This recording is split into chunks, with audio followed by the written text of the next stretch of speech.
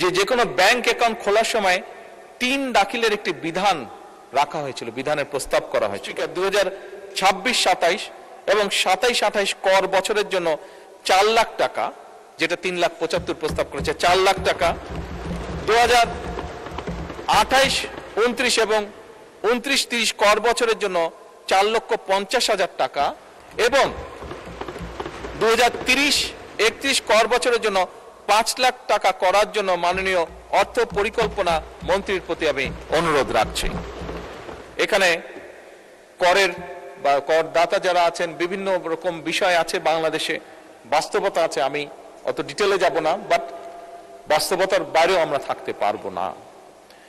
এবং সে কারণে সরকার এমন একটা রাজস্ব ইকোসিস্টেম গড়ে তুলতে চায় যেখানে করদাতাগণ কর প্রদান করে উন্নয়নে অংশীদার হবেন এবং প্রাউড ফিল করবেন, গর্ববোধ করবেন। আমরা পর্যায়ক্রমিকভাবে সেরকম একটা সিস্টেম তৈরি করতে চাই, স্বচ্ছ এবং আধুনিক করতে চাই এই কর ব্যবস্থাকে।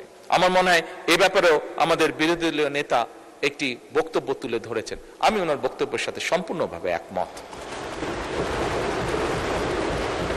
মাননীয় স্পিকার, এবার আমি প্রস্তাবিত বাজেটে কয়েকটা বিষয়, প্রস্তাবিত বিধান এবং কয়েকটি ক্ষেত্রে ভ্যাট কমানোর জন্য মাননীয় অর্থ এবং পরিকল্পনা মন্ত্রীর দৃষ্টি আকর্ষণ করতে চাই।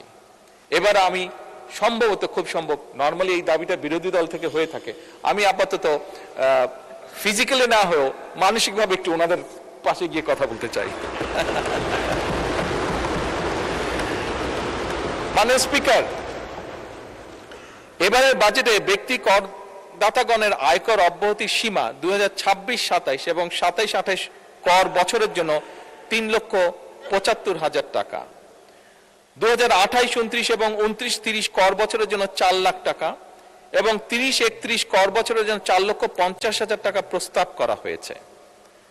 ব্যক্তি করদাতাগণের করভার কিছুটা লাঘব করে তাদেরকে কিছুটা স্বস্তি দিতে চাই আমরা।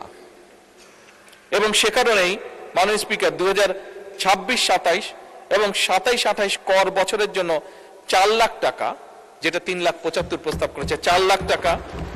2028-29 এবং 29-30 কর বছরের জন্য 4,50,000 টাকা এবং 2030-31 কর বছরের জন্য 5 লাখ টাকা করার জন্য মাননীয় অর্থ পরিকল্পনা মন্ত্রীর প্রতি আমি অনুরোধ রাখছি।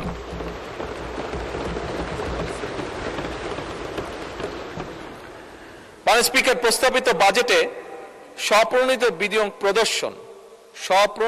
বিনিয়োগ প্রদর্শন সংক্রান্ত একটি বিধান নিয়ে জনমনে কিছু নানা প্রশ্ন, উদ্বেগ আমরা লক্ষ্য করেছি। সেটি পত্রপত্রিকার মাধ্যমে, সোশ্যাল মিডিয়ার মাধ্যমে হোক, আমাদের বিভিন্ন সংসদ সদস্যের মাধ্যমে হোক, বিভিন্ন সমাজের সিভিল সোসাইটির বিভিন্ন ব্যক্তির মাধ্যমে হোক, এটি আমি জানিয়েছি। আমাদের দেশে মাননীয় স্পিকার, যেহেতু অনেকেই প্রকৃত মূল্যে জমি রেজিস্ট্রেশন করেন না,